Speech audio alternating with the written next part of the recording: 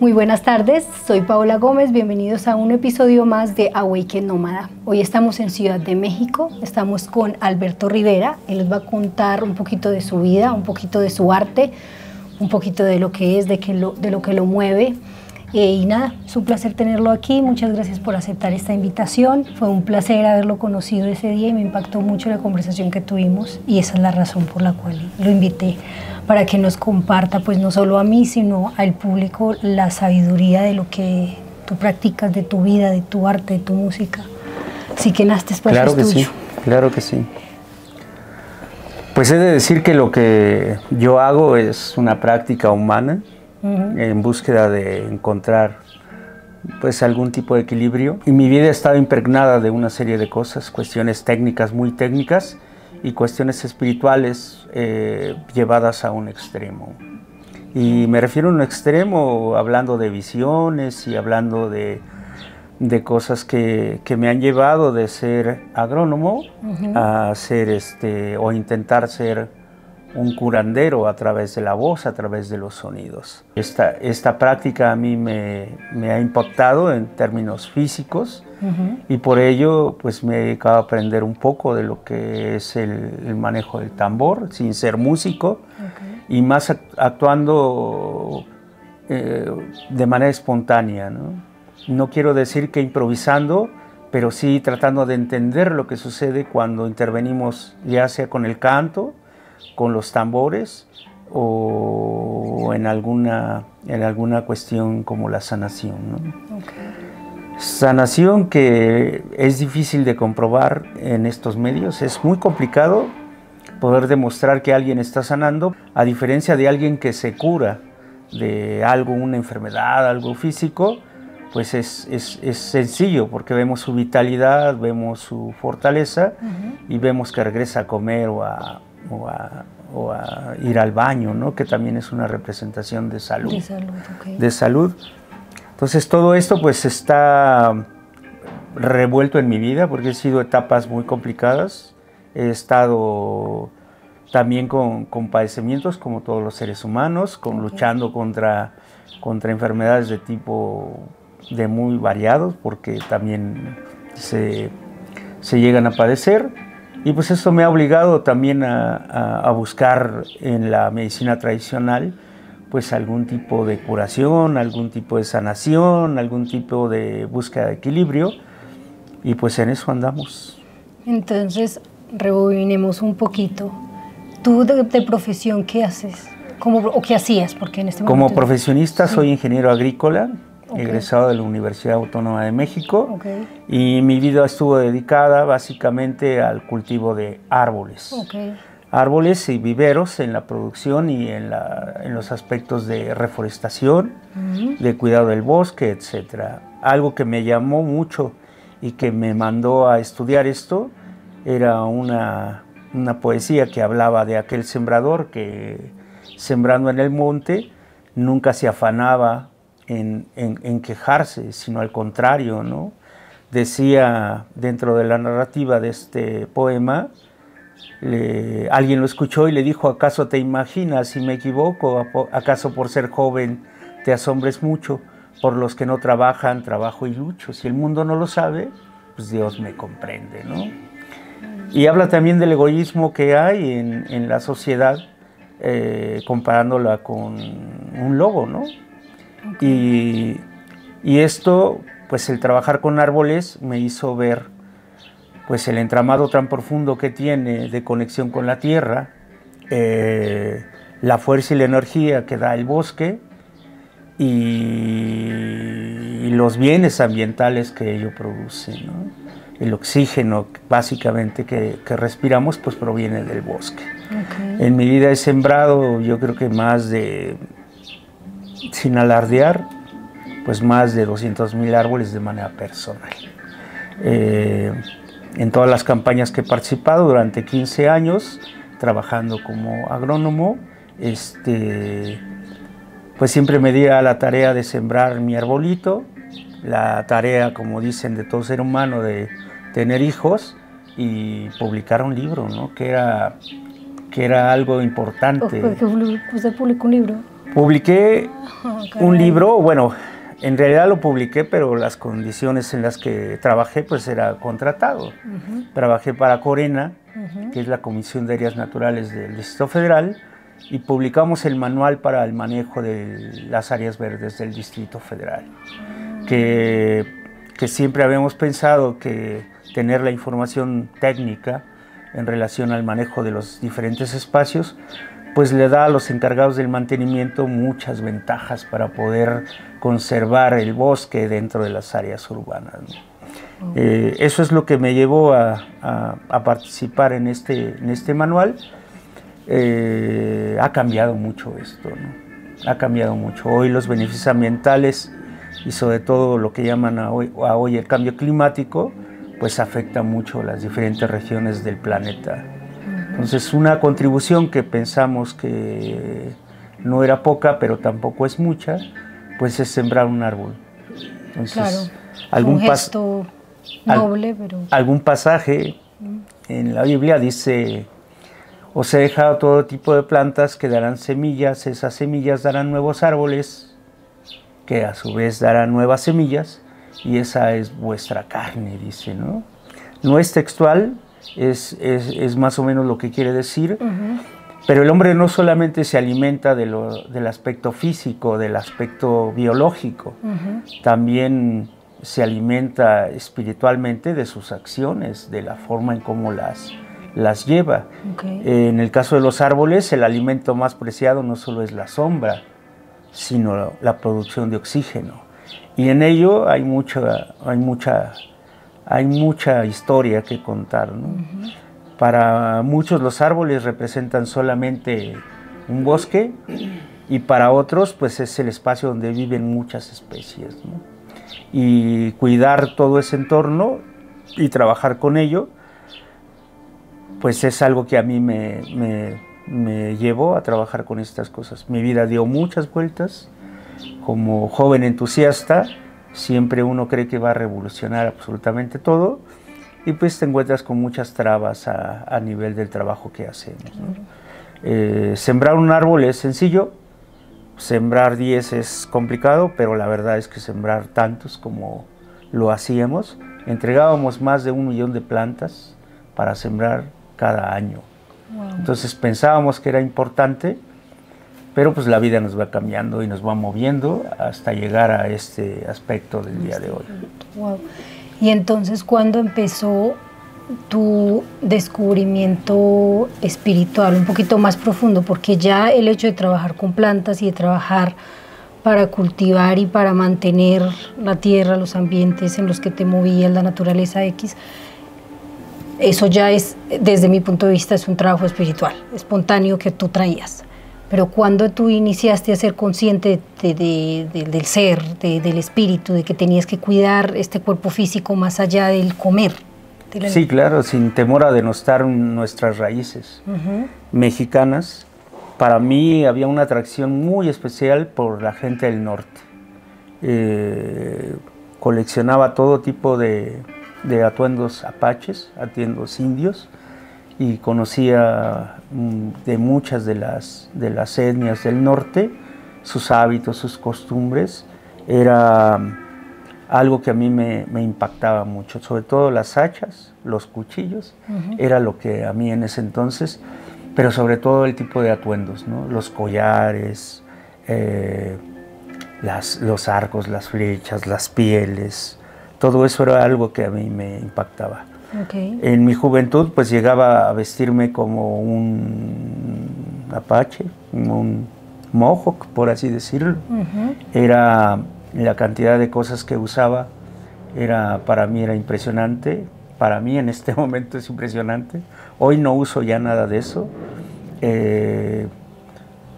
Tenía todo tipo de collares de este tipo de protectores, pues, de etnias, en especial uno que era con dientes de mula, que era todo completo, y los normales hechos con una especie de ramas, con popotillo y con hueso.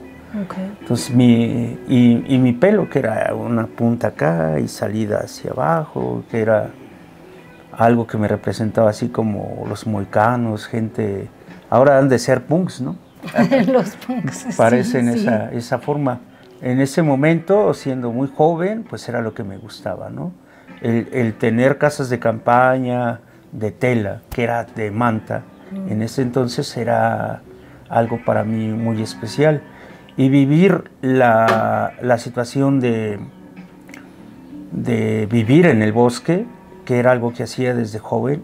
El espacio donde nació mi mamá era un bosque en Gilotzingo, y yo recorría esos caminos con mi padre y con mis tíos, y acostumbrábamos irnos de noche y caminar toda la noche para llegar hasta el sitio.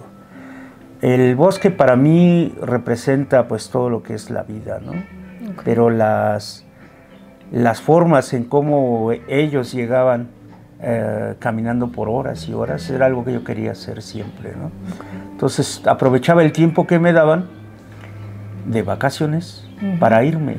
Siempre mentía con que me iba acompañado, nunca me fui acompañado, y era siempre el estar conviviendo con el bosque, ¿no?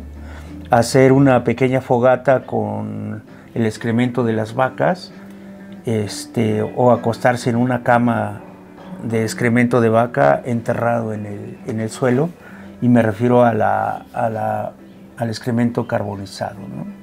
Era la forma en cómo aprendía yo en el cerro a quedarse en la noche sin una cobija, ¿no? Solo poníamos el excremento caliente y duraba toda la mañana. Al otro día una enramada de ramas, terminabas todo marcado porque pues, las ramas en la espalda era así.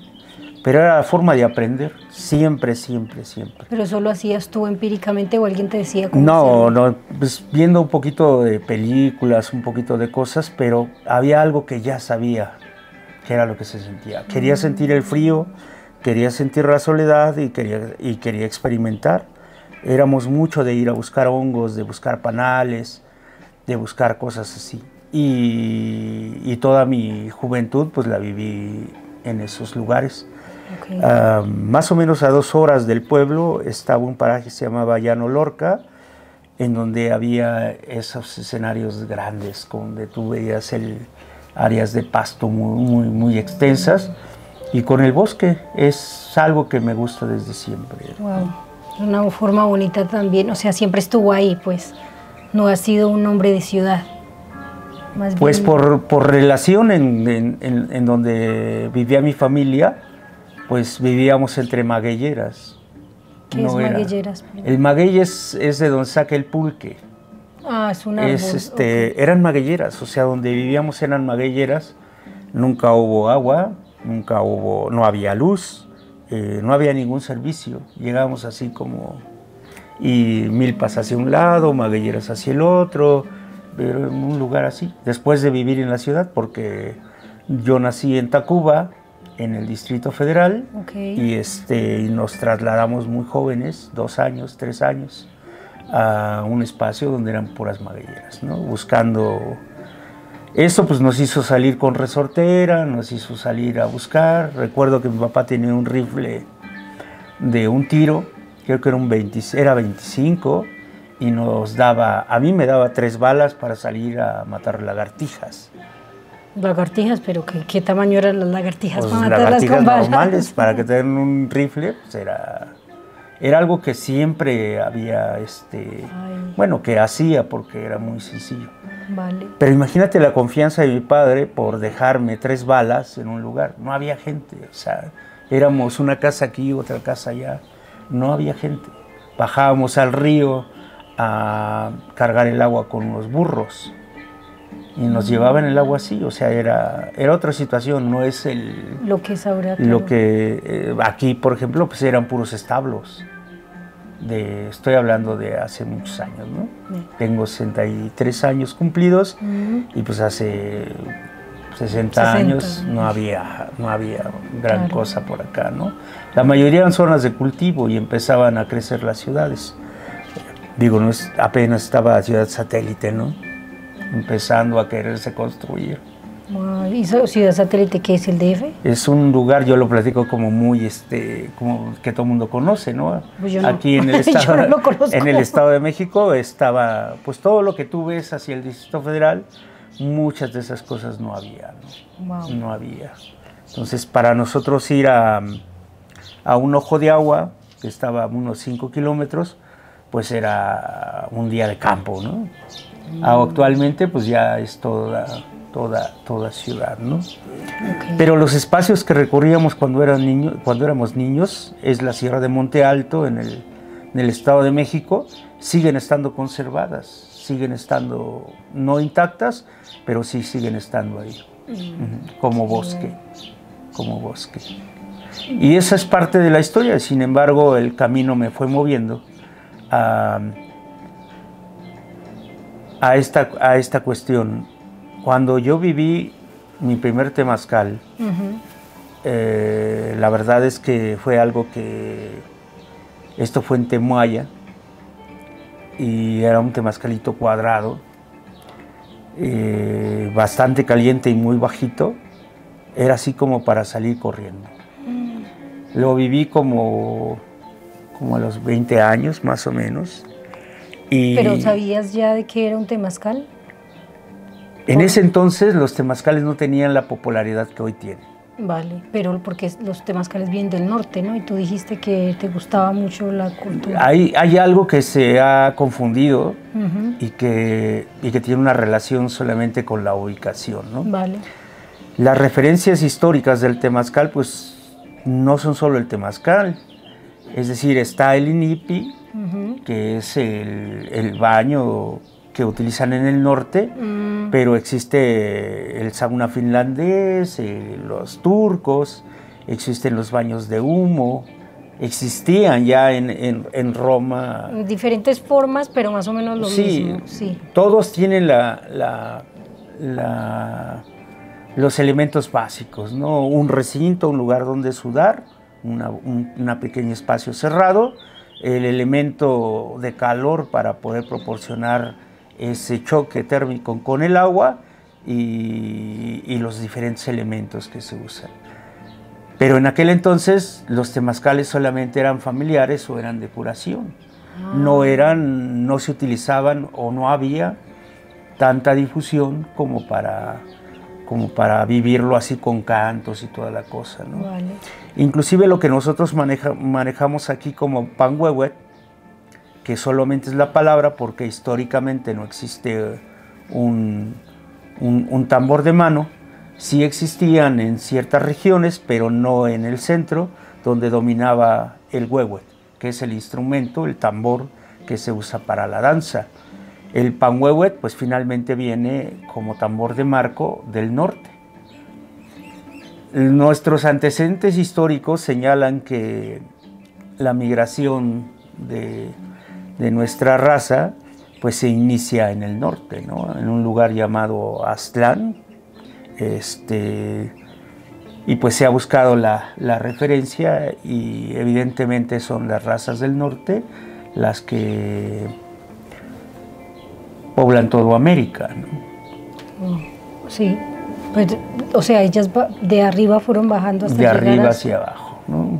Vale. Y entonces ese interés que yo tenía por las tribus del norte, es lo que me ha llevado hasta hoy, al día de hoy, pues a satisfacer esa necesidad después de una búsqueda por años, ¿no?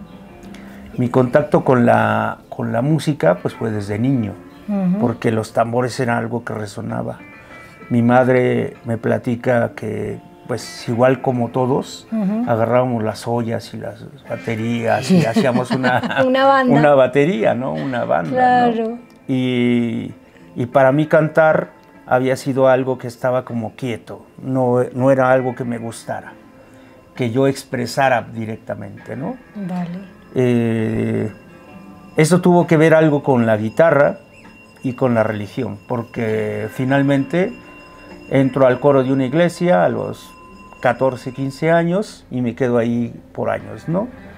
En la búsqueda de encontrar algo que sucediera cuando estábamos en la misa, ¿no? En el canto. Buscando el milagro, pues. Buscando pero eso me llevaba a mí a poder expresarme, a poder hacerlo, ¿no? Todos esos cantos que se hacían, pues de alguna manera llegaban, pero no me gustaba expresarlo. No me gustaba expresarlo de la manera como hoy lo hago, ¿no? Esos años del coro eran divertidos, pero era más como para socializar, no para buscar algo. De repente un día llegamos a este espacio, me refiero a esta zona, y encontramos un espacio donde empezamos a experimentar. Curiosamente, una persona que llevaba el temazcal en las alturas, pues nos estaba diciendo que había algo, ¿no? Y estaba viviendo ese viaje que platicamos aquí. Yo me juntaba por alguna razón con gente de los grupos de la zona, ¿no?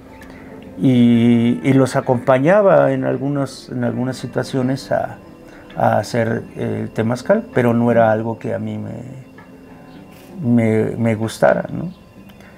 Pues estabas aprendiendo también, ¿o qué? ¿O ibas por ir, por asistir y participar, o cómo? No, creo que buscaba un sentido de pertenencia. Ah, vale. Buscas estar con un grupo al cual le roí toda mi vida. No soy un hombre de grupo, más bien me gusta estar en solitario. Cuando hay que participar en grupo, pues no tengo empacho, pero normalmente me gusta hacerlo estar solo, ¿qué? Solo, ¿no? Estos últimos años he tratado de integrarme como parte del grupo. Gente que me conoce sabe que no soy mucho de socializar, y sobre todo se nota en el gesto, ¿no? Se ve muy clarito. ¿Por qué es de mala cara? Parece que estoy de malas, no estoy de malas, estoy más bien por una situación ahí. Me ha llevado, una serie de enfermedades me llevó a estos lugares buscando encontrar una solución. Sufrí muchísimo por dolor de cabeza, lo que se llaman migraña, pero era una inhabilitación de 3 o 4 días. Es decir, en cuanto me daba el dolor, era buscar retraerme, estar en la oscuridad, etcétera, etcétera, ¿no? Posterior a esto, y lo que me llevó a estos medios, a encontrar una manera de expresar, fue precisamente el temazcal. Porque a pesar de haberlo vivido y a pesar de tomarlo así con la frecuencia de una vez cada año, o vivir así nada más, fue lo mismo que me llevó, un proceso de enfermedad, lo que me llevó a vivirlo, el temazcal. Y era una enfermedad en la piel que se conoce como psoriasis. Entonces era tan intensa y tan fuerte que se me desprendía de los codos hacia acá. Tenía placas hasta de 30 a 20 centímetros en los pies, en los codos, en la espalda. Y después una alopecia fuerte, muy fuerte, que eran pequeños círculos. Afortunadamente tengo mucho pelo. Pues y no si se no, me nadie notaba, diría. No se me notaba la alopecia. Y en la búsqueda de un pequeño remedio a mi piel, encontré el temazcal. Encontré el temazcal, ¿cómo es de caliente? ¿Y tu piel? Empezó a mejorar muchísimo. ¿Sí? Muchísimo, muchísimo. A pesar de que no aguantaba yo la estancia dentro del temazcal, la piel se fue recuperando, empecé a tener las placas más pequeñas, hasta definitivamente desapareció. Junto con ello empezaron a surgir, pues, yo no digo algunos dones, pero empecé a expresar mi necesidad de hablar, ¿no? Y para ello empecé a cantar. Empezaba a cantar, que ya lo había hecho durante mucho tiempo, pero empezaba a cantar. Ya pues a compartirlo con gente, ¿no? Y yo no digo que canto, sino más bien que expreso a través de eso las vivencias y los momentos que estamos sintiendo. Por eso es que en vez de cantar decíamos que gritábamos, ¿no? Yo vengo a gritar, sí. Yo vengo a gritar lo que estoy diciendo, lo que sientes, ¿no? Lo que estoy sí. sintiendo. Sí, sí, sí. Y esa proyección que tú haces cuando estás sintiendo, al momento de cantar, se proyecta sobre otras personas, ¿no? Y así surge la necesidad también de experimentar otras cuestiones, ¿no? Sustancias de todo tipo había probado, desde drogas hasta no drogas, pero en el periodo de juventud, pues en la universidad es muy simple y sencillo, de todo hay. De todo hay, recuerdo. Y no necesitas tener para comprar, te lo regalan. No. En la facultad también, cuando estábamos 23 años, 20 tantos años, porque entré retrasado a la facultad, pero entré en Matehuala, en un lugar en el desierto. Trabajábamos en un centro de investigación sobre el estudio de especies del desierto, y ahí fue mi primera experiencia con el peyote. Tampoco era tan popular en ese entonces. Te estoy hablando de 85, 86. No era tan popular y solamente la gente de allá, de Matehuala, contaban mucho el recorrido de los huicholes, en ese entonces les decían, y contaban todo lo que se veía, todo esto del peyote, ¿no? Los hongos eran como los psicodélicos de los hippies para aquel entonces, ¿no? Que iban a Bándaro y iban a esas cosas. Un festival muy grande que se hizo en algún momento. Fíjate que en el asunto de los temazcales y de las plantas sagradas que hoy le llaman, en el momento que nosotros vivíamos, yo como estudiante, el contacto con las plantas de ese tipo solo era para algunos afortunados. ¿Ah, sí? No era algo que podías promover en todos lados. Porque no lo conocían, ¿no? No había nada, ninguna planta del Amazonas estaba presente acá.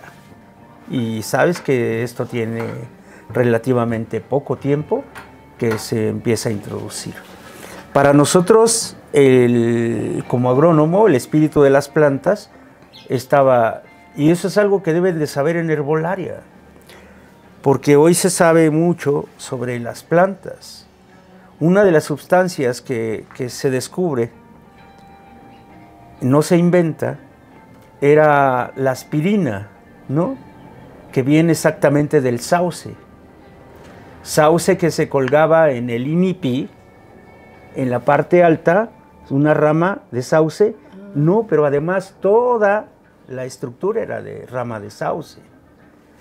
Entonces seguramente una mezcla entre calor y una sustancia analgésica como sería la aspirina podía ser la que revitalizara, y es de hecho la que te revitaliza y te calma el dolor, junto con el impacto que pueda tener el calor.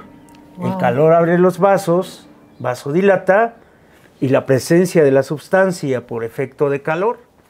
Y absorbe el cuerpo. Y el cuerpo absorbe esa energía y dices, no, pues es que entré al INIPI y salí renovado. Claro. Entonces, mucho de esto pues solo es información, porque el temazcal como un medio de convivencia, un medio social, era básicamente para la familia, para los conocidos.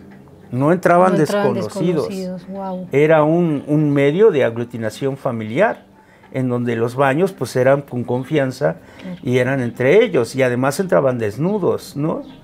Uno de los datos que nos da la colonia es que precisamente se suponía o se decía que entraban personas a hacer actos inmorales, ¿no? Y en algún momento pues fue detenido su uso, ¿no? Y se decía que solo los enanos podían llevar el temazcal, porque a ellos, siendo bajitos, no les pegaba como a los demás, ¿no? Entonces hay mucha gente muy alta que entra al temazcal y es el primero que cede, los que se sientan y están más altos. Acá se interviene la altura en estos medios, porque pareciera que no, pero a esta altura en el INIPI o en el temazcal se siente fresco, a nivel de piso se siente fresco, pero 30 centímetros arriba es un horno, está quemando, y eso pues tiene que ver con la postura de la persona, ¿no? El tamaño del espacio. Pues a mí me tocó tratar de entender todo esto porque viví esas épocas. No era tan comercializada el uso de sustancias Pero tú la aprendiste según ibas haciendo, experimentando. Sí, por tu propio no tomamos medio. ningún curso ni nada. Claro, ¿no? no como Todo ahorita, fue... que ahorita tienes el masterclass de todo. Sí, nuestro curso de chamanismo básicamente fue vivencial, ¿no? Porque en la práctica de la curación, pues mi madre intervino muchísimo con ello, ¿no? Okay. Y te digo por qué, porque ella manejaba las plantas como si supiera que si conozco a algún médico tradicional es mi madre, porque además sabía, y todavía aún hoy llegas a su casa y vas a encontrar todo tipo de plantas, de hierbas, todo, wow. todo. Ella me hacía la sugerencia en un momento que teníamos el temazcal, me decía qué plantas poner. Dentro. Pulgar. No, dentro en el té. En el tecito. Té, okay. Entonces, y me decía, cuando esté el momento más álgido del calor, canta más fuerte y échale el tecito. En el norte no se usa ningún tipo de té. Se usan hierbas como la osha o el pasto dulce, que son más aromáticas. Pero no se bebe, solo se... Sí, solo se huele, digamos. Es una de las formas de ambientar, ¿no? Por algo así decir. Vale. Mi formación ha sido básicamente en la práctica. No aunque sí he tomado mucho tipo de cursos de masaje, acupuntura, auriculoterapia, manejo de tambores, el caso del yembe, pero todo tiene que ver más con la cuestión de la medicina. No los busco por aprender ritmos, sino para complementar lo que la medicina nos da. Todo esto me llevó a la fabricación de tambores. Primero trabajé para una persona que tenía su empresa de tambores y ahí aprendí a no hacer tambores, sino a entender el sonido, porque la misión que yo tenía dentro de la empresa era hacer el laboratorio de los diferentes tambores, de los diferentes instrumentos y ver que fueran con su sonido. Una vez que yo sacaba el primer instrumento, ellos hacían la réplica del instrumento ya por mayoreo, por así decirlo, ¿no? Okay. Dentro de eso pues aprendí a hacer las campanas africanas, el quesé, ¿cómo le llaman todos los tambores, el achico, el dum-dum, el quenqueni, el bombo legüero, los panderos, instrumentos como xilófonos, las campanas, todo esto, y al mismo tiempo hacíamos instrumentos como el happy drum y xilófonos grandes, con la idea de encontrar sonidos, ¿no? Sonidos que sean el tambor de trueno, los palos de lluvia, todos esos, y me iba llevando la vida como hacia los tambores. En un momento determinado decidí que no iba a hacer tambores, que los hicieran otras personas, ¿no? Los tambores.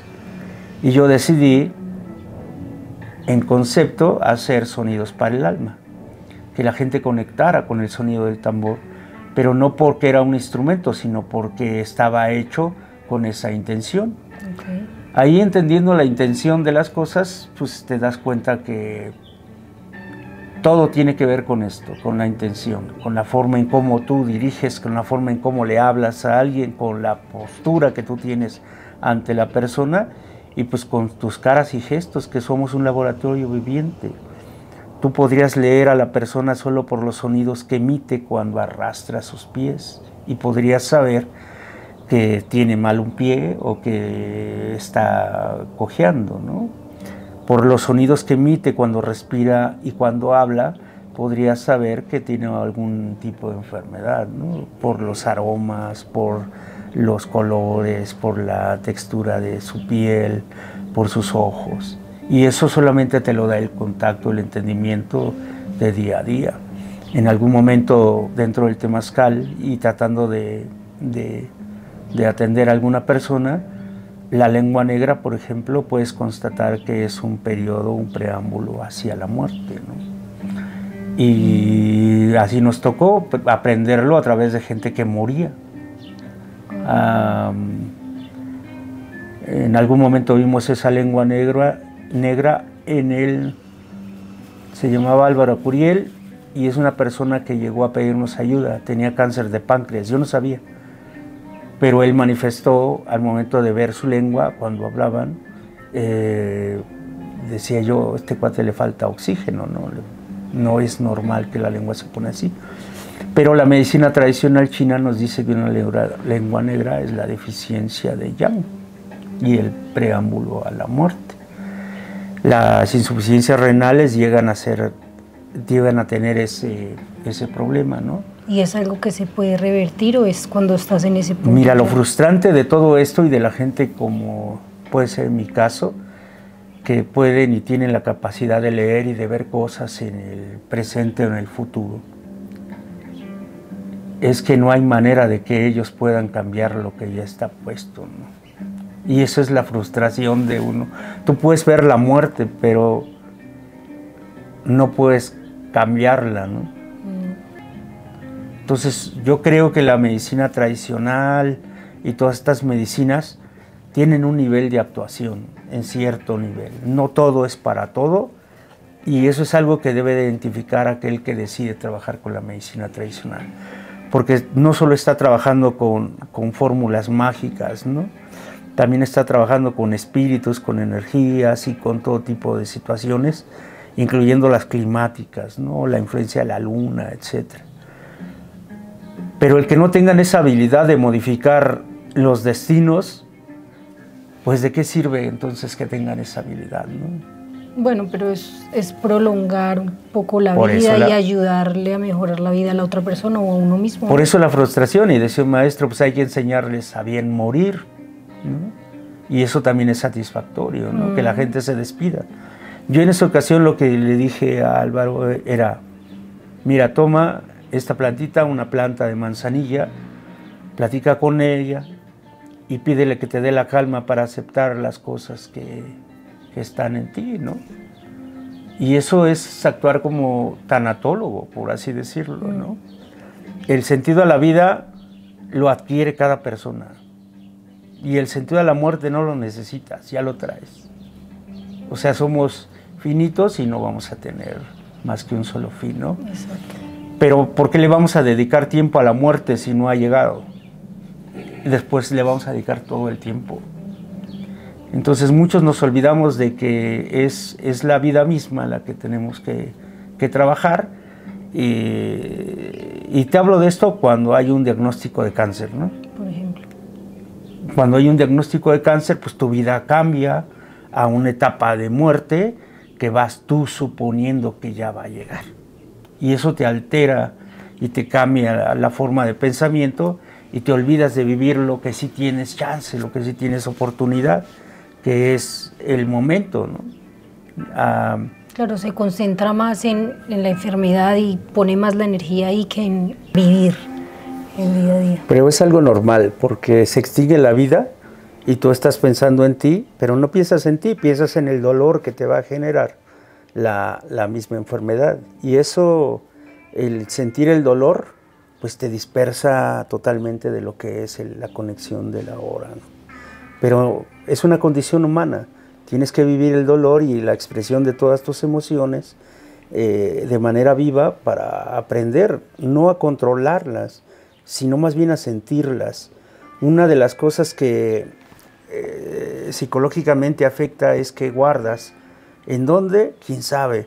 Pero dice que se guarda el resentimiento, que se guarda la frustración, y si sabes que la guardaste en algún lugar, ¿por qué no la puedes sacar de ese lugar? Pues porque queda como recuerdo. Y ese recuerdo se genera no solamente sale afuera como un recuerdo, como algo mental. Sucede a veces como un aroma, a veces sucede con una sensación, que algo que detona una actitud y que te hace hacer así la cara, ¿no? Pero es una situación interna que está estimulando a que aparezcan signos afuera, ¿no? La enfermedad, por así decirlo, no es causante de nada. Yo viví un periodo de psoriasis bastante fuerte y no solamente es la cuestión orgánica la que te lleva, sino la apariencia de que la piel se está pudriendo, que parece lepra, y esa sensación impacta sobre tu cabeza. ¿Cómo me estarán viendo? ¿Qué dirán? Si yo estiro la mano y me ves la llaga aquí, ¿me darás la mano? Hay mucha repulsión en ello, ¿no? Ahora, si la persona tiene alguna enfermedad como, imagínate, SIDA, ¿no? Y que te quiera dar un beso tú luego piensas en el rechazo, ¿no? Y no es normal, no se te pega, no te da, pero siempre lo haces con desconfianza, ¿no? Te digo que todos tenemos un cuerpo al que según controlamos, nos fue instalada un alma, que según es la llama que enciende todo, ¿no? Y esa energía, ¿de dónde viene? ¿No? No nos preguntamos cosas, solo vivimos y punto. Y además es lineal, no hay regreso. Se queda el recuerdo de ello. Tú no eres consciente del instante. Ayer estabas ahí en la visión, hoy estás acá. Ese ya quedó atrás. ¿Cómo se forma la vida a través de los recuerdos? Pues es que no se forma a través de los recuerdos. Los recuerdos vividos son lo que tú eres, lo que tú representas en este momento. Todas esas cosas que sucedieron siempre están latentes en la persona, siempre están presentes, nunca se van. Por eso aparecen con olores, con sabores, con colores, y los psicólogos le llaman, es que tuvo un síndrome de conversión, porque algo apareció que te detonó y te sales corriendo, ¿no? Pero no sabes por qué. Y tú eres dueño de ese espacio.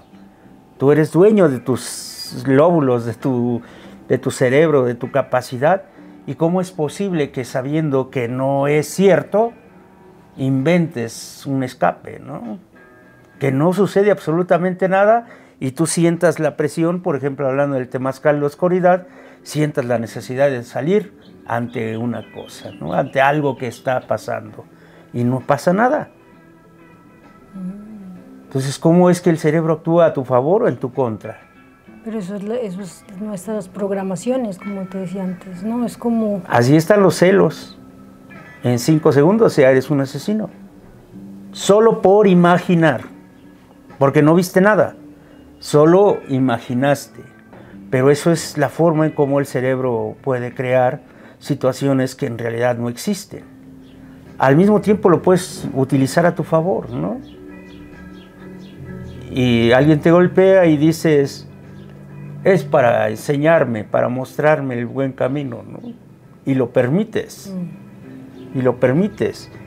Pero en el caso de este tipo de trabajo, del temazcal, de las ayahuascas, de todas las medicinas y plantas sagradas, es que tienen un componente histórico, ¿sí? La historia de la persona, la forma en cómo lo narra, la forma en cómo llegas a consumirlas, es lo que detona en muchas que la experiencia no sea tan agradable, pero en la mayoría les resulta muy agradable, porque no aparece absolutamente nada. Al contrario, la manifestación de Dios es muy palpable y entonces les atrapa, y entonces quieren vivir no una vez, sino vivir en el paraíso.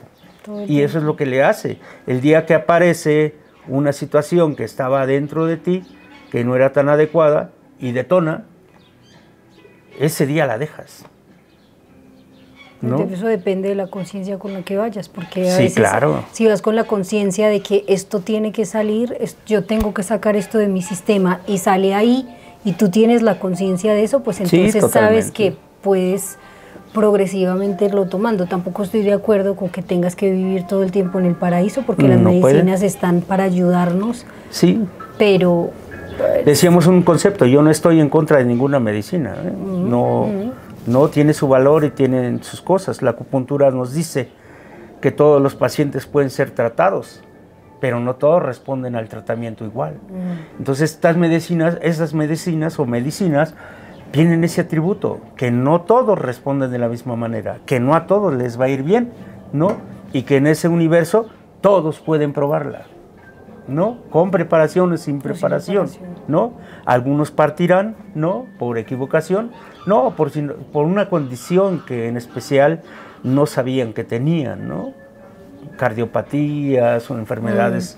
Pero ahí volvemos a lo que yo te decía de la muerte y de plan, o sea, como si hubiésemos planeado nuestra muerte de alguna forma o como si premeditadamente estuviésemos haciendo cosas para que nuestra muerte fuera de así o de asá. Sí, claro. Una de las cosas que hace el cuerpo es matar al cuerpo mismo, ¿no? Ese es el cáncer o las enfermedades autoinmunes. No deberíamos de estar enojados con nadie, porque fue el mismo cuerpo quien decidió tomar esa decisión. No fuiste tú conscientemente, tú no tomaste la decisión. Sin embargo, tus sistemas decidieron que había un intruso y estaba dentro de casa y generó los componentes para que él mismo se destruyera, ¿no? Y no deberíamos de estar tristes por eso. Sin embargo, nos lleva a la impotencia de no poder contrarrestar lo que el cuerpo ha decidido. Y sin embargo, te digo, el cuerpo lo decidió, porque deberíamos de estar tristes. En ese caso, no pondría de que estoy triste o enojada con mi cuerpo por sus decisiones, sino qué hice yo para que mi cuerpo tomara esa decisión. Por ejemplo, pues volviendo al tema de la alimentación, que creo que es lo que más nos enferma, sí. Es, bueno, yo decido comer dulces todos los días, que es, por ejemplo, mi talón de Aquiles es... Los dulces me gustan. Sí. Yo sé que me hace mal, pero yo como dulces. Es una decisión y después me estoy quejando de dolor de cabeza o me duele la tripa o me duele la panza. O sí. ¿Me entiendes? Entonces son como decisiones que uno toma. Pero ¿cómo saber qué es la medida justa? Y eso solamente lo vamos a ver. Hace unos días platicábamos con relación a cómo logramos obtener la dosis de un sapo que no nos lleve a la muerte, ¿no? Sí. Y decíamos, pues, a través de muchos muertos, ¿no? Sí, y en términos espirituales también decías, muchas de las plantas le hablan a las personas para decirle cuál es la cantidad, ¿no? Que cuánto de sapito tienes que ponerle para hacerlo esto. Y es válido, porque en esas cuestiones, pues solamente es la experimentación práctica lo que nos lleva a encontrar las dosis, ¿no? Y a través de una premonición encontramos un dato, ¿no? Okay. Se creía en la Edad Media que el jitomate era venenoso, ¿no? Y una de las cosas por la que no se consumía es porque su color rojo estaba asociado con el fuego y con el infierno, ¿no? Con la sangre, inclusive. Entonces, esto, esa es una opinión mía, no tengo una base científica, pero muchas de nuestras creencias marcan exactamente eso. Y esas mismas creencias son las que te salvan, ¿no? Son las que te evitan, ¿no? Estar en la naturaleza, el camuflaje y la tendencia a tener ciertas sustancias en el cuerpo de las semillas o los frutos o los árboles es una estrategia de supervivencia. Entonces hay acacias en la sabana en África que transforman su metabolismo para que cuando son o está en peligro su especie, se mueran unas cuantas gacelas y las otras vean ya se murieron, ya no coman, ¿no? Entonces la estrategia de los hongos al provocar la alucinación te están diciendo no me comas. ¿Por qué? Pues porque te vas a morir, te vas a envenenar, te va a suceder esto, etcétera, etcétera. Claro, si te pasas de la dosis, ¿no? Si consumes todo el producto. Esta misma estrategia es utilizada por muchos curanderos para provocar lo que llamamos hórmesis, ¿no? Una dosis de envenenamiento que no provoque el envenenamiento, más sí la sintomatología, y obligue al cuerpo a regular sus sistemas, a equilibrar, a dar homeostasis. Esta es la forma en cómo la homeopatía y muchas de las medicinas trabajan para inducir al vómito, inducir a la tos o inducir a X, que le ayude al cuerpo a tener el tiempo suficiente para recuperarse y nuevamente regresar, ¿no? Con más. Esos son los procesos que se trabajan en las plantas sagradas, provocan un envenenamiento que provoca una purga, una catarsis del cuerpo, y esto rompe con todo el patrón de comportamiento del cuerpo y lo equilibra. Es como si lo reiniciaras. Es un reset. Un reset. Un reset. Entonces muchos de nosotros considerados como el hardware, tenemos muchos software instalados. Okay. Muchos programas que nos llevan a tener ciertas conductas y ya una de las formas en que puedes cambiar la conducta es a través de vivir estas experiencias, ¿no? Lo que te ha llevado a ese lugar, es más, sería muy sencillo, porque tu camino, el que tú sigues, es el que te llevó a donde estás. ¿Qué hay que hacer? Pues cambiar de camino, ¿no? Claro. Sería fácil de interpretar, pero ¿cómo lo haces en un trayecto que no puedes regresar? Lo que haces es acumular experiencias, claro. Experiencias que te llevan. Una vez que tú pruebas el chocolate, sabes que es fantástico y maravilloso la sensación que hay ahí. Y cada que te dan chocolate, no te importa si te hace daño o no. Lo que quieres es vivir la experiencia del sabor. Y ahí entramos en los excesos, ¿no? En ese caso, puedes aprender a sustituir lo que el chocolate, pongámonos pues que el chocolate es una cosa buena para mí. El chocolate viene pues bien hecho, bien preparado, es una medicina también, ¿no? Claro. Y pongamos que el azúcar sintético también te da este confort. Pues entonces en vez de comer ese azúcar, toma el chocolate sano o cómete una fruta o tal. Ahí entra el poder de la voluntad. La voluntad de uno darse cuenta y querer cambiar ese hábito. Sí, claro. Pero pues no es fácil. Fíjate algo que se habla alrededor, por ejemplo, del tabaco, cuando fumamos una pipa, ¿no? Es la forma en cómo estás intencionando el uso del tabaco. Si es como recreativo y si es para usarlo en un rezo o para hacer un rezo, una ceremonia, tiene que ver mucho la intención con que lo haces. Y en esto también tiene que ver la intención. Los alimentos también, muchos de nosotros no los intencionamos, solamente estamos cumpliendo con una necesidad de horario, pero no es una necesidad biológica. La necesidad biológica en la naturaleza es comer cuando hay hasta hartarse, porque después no va a haber. No va a haber. ¿No? Entonces nosotros tenemos aquí a disposición, claro que hacer un intercambio monetario, ¿no? Por la comida, pero si no fuera así, solo comías cuando había. Y los cuerpos se adaptan a esa condición. Y además, en la búsqueda, tú ves difícilmente leopardos obesos, ¿no? No los ves, o sea... Como los perritos del mercado. No los ves como los que tienes en tu casa, ¿no? O sea, sí, entiendo. Mientras haya actividad, y eso es el movimiento perfecto, mientras haya actividad, no vas a tener ningún problema. Lo mismo pasa con los problemas mentales. Mientras haya una fluidez, mientras haya un cambio, y al rato lo vas a ver en el temazcalito, mientras haya un canto que permita fluir y no nos enganchemos con el dolor, con el sufrimiento que existe y que está ahí, todo esto va a hacer que cambien, ¿no? Los cantos, por ejemplo, no están hechos en este espacio para solo el sufrimiento, ¿no? Como la música en general. ¿Qué te gusta saber de las emociones, ¿no? Las pérdidas, las grandes recepciones, los funerales, las bodas, ¿no? Los periodos de engaño y desengaño, ¿no? Se habla mucho de ello, ¿no? Hay salsas muy alegres que hablan de la devastación humana, ¿no? De alguien que muere, de todo esto.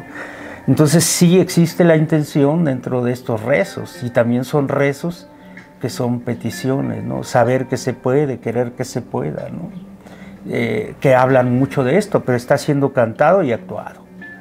Ahora, son pequeñas metáforas de la vida en el temazcal, y las metáforas no tienen ninguna obstrucción mental. Aquí todo se puede, aquí puedes sanar, pero solamente algunos departamentos de tu vida y de manera gradual y sistemática. No es que llegues a un temazcal y ya saliste sano. Algo tiene que ver con la constancia, algo que tiene que ver con la persistencia y con la frecuencia, con lo que tú lo hagas. Okay. No aparece nada de la noche a la mañana. Nosotros éramos jóvenes ayer, así iniciamos, y hoy frente a las cámaras pues ya tengo 63 años, ¿no? No se puede adquirir un don, más bien se tiene que expresar. La vida premia la acción con retroalimentación. O sea, se puede vivir muchos años y no tener muchas experiencias. ¿Por qué? Pues porque decidiste no expresarlas, o por miedo, etcétera, etcétera. Pero hoy te puedo decir que después de pasar por muchos periodos de enfermedad, de buscar medicinas de todo tipo, pues ya al final de este ciclo, pues estamos encontrando una manera de expresarlo, ¿no? Que te va a costar toda la vida. O sea, también ir descubriendo tu voz, porque pues a ti te funcionaron los tambores, a otro le va a funcionar pues el violín, a otro le funcionará la flauta y así. Pero todo está disponible. Exacto, es buscarlo. Todo está disponible para todos, pero la misma naturaleza te va a decir, es que tú no eres bueno para el tambor, es que tú no eres bueno para el canto. Entonces habrás de buscar la posibilidad mayor donde tú te expresas de mayor manera, ¿no? Donde te liberes de verdad. Sí, o te vuelvas a encerrar en eso. Es muy interesante ver cómo todo va a la naturaleza y todo va al arte de alguna forma. Sí, al final, si nosotros platicáramos la vida así sistemática, pues no nos alcanzaba 15, 20 minutos, ¿no? No alcanza. Lo que el ser humano tiene como posibilidad es hacer lo que él quiera, es libre de hacer absolutamente todo, pero se va a tener que tropezar y va a tener que vivir esos tropiezos y asimilarlos, ¿no? Por eso buscamos las plantas, porque buscamos un medio más rápido de llegar a la conciencia, ¿no? Y sí aparece, pero no aparecen todos. Entonces, no es que... En tu opinión, ¿qué es lo que hace que aparezca en unos más rápido que en otros o más claramente que en otros? Es que cada quien tiene sus momentos, pero no todos tienen la decisión de desbarrancarse.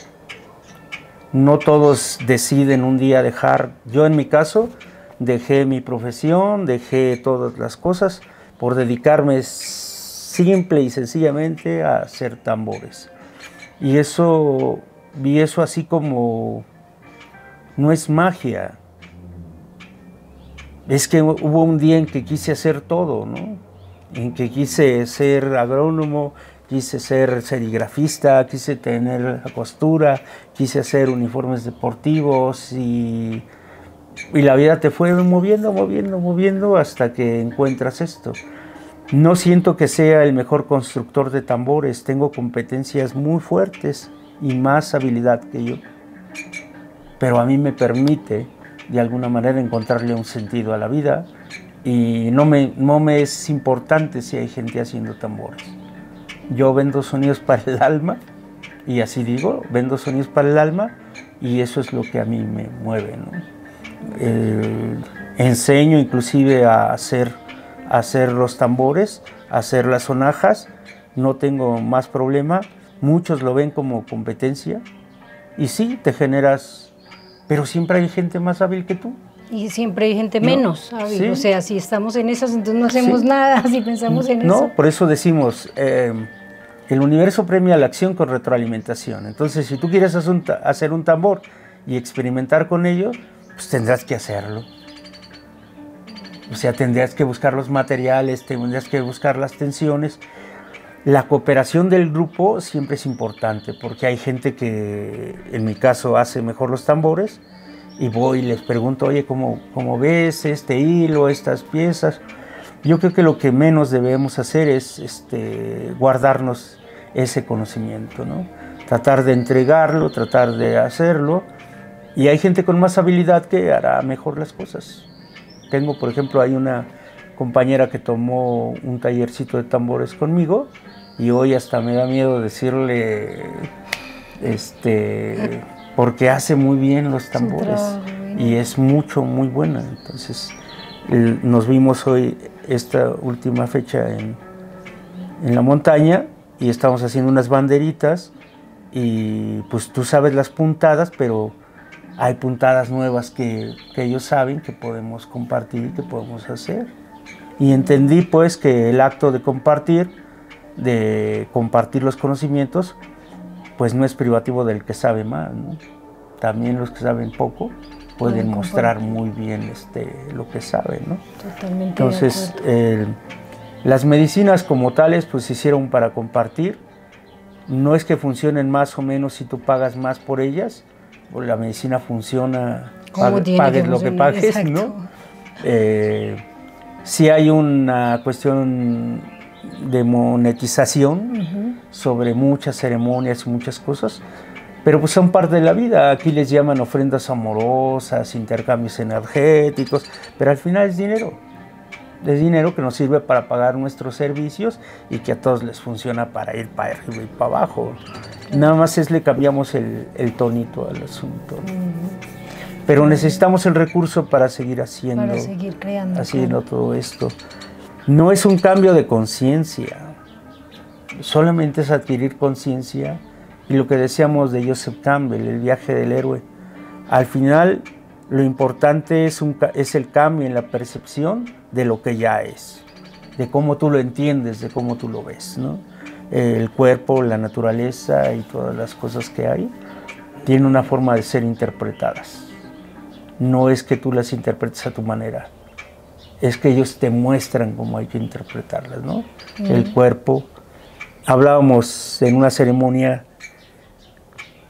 de que cada ceremonia es un laboratorio para entender las posturas, las formas, la forma de hablar, la forma de dirigirse, los actos que lleva cada ceremonia. No, el concepto es que recibes respuestas a preguntas que nunca hiciste, ¿no? Sí. Y cosas que interpretas como una respuesta, pero que en realidad siempre han estado ahí. La respuesta interior, que tal vez buscas, es un estímulo para encontrarle sentido a la vida, ¿no? Entonces necesitas la experiencia para poder darle ese enfoque. Viene un periodo de pruebas en donde aparece el sol, la luna, las estrellas, los árboles, las situaciones climáticas, todo ahora es focal, ahora está uno enfocado en están ello. Sobre ti, o sea, el calor, la humedad, el aire, estás en contacto con estos elementos, pero ahora están solo para ti, porque estás tú con la divinidad, con todo lo creado. Y a partir de eso empiezan a aparecer una serie de situaciones, imágenes, formas que son mentales en un inicio y que no pueden ser de otra manera, ¿no?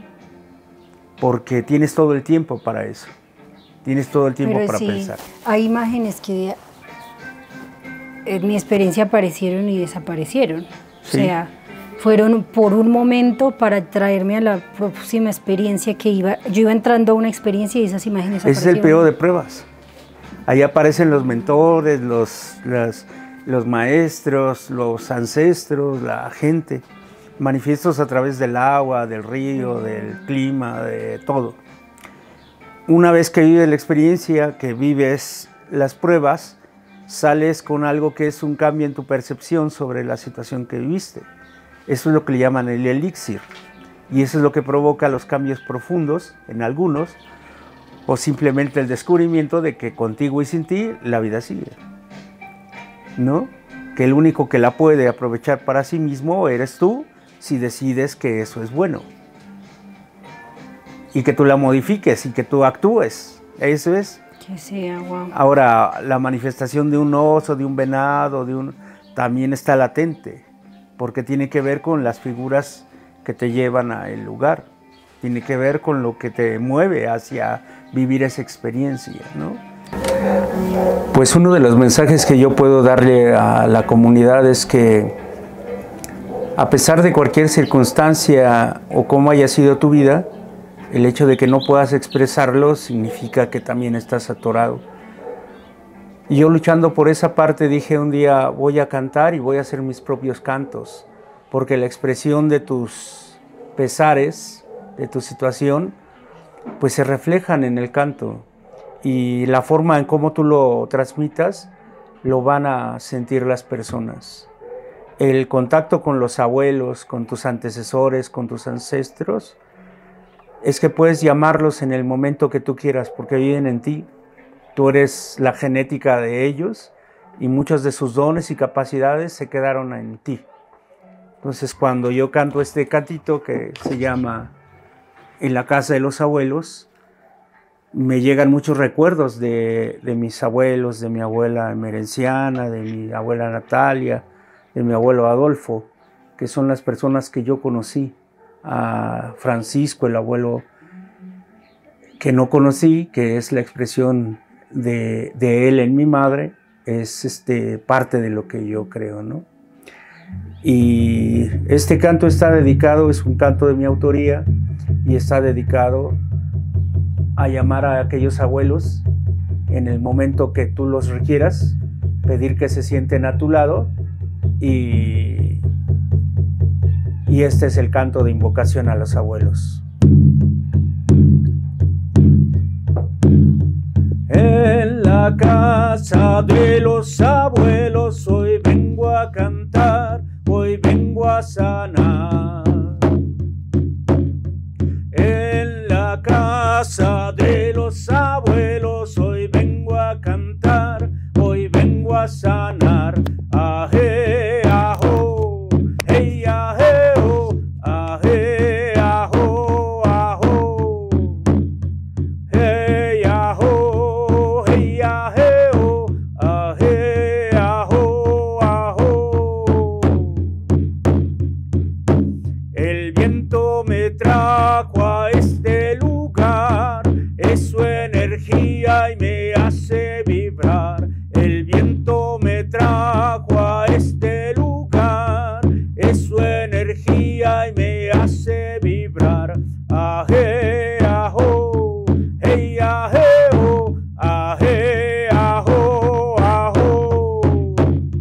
Hey, ajo, hey, aje, oh, aje, ajo, ajo.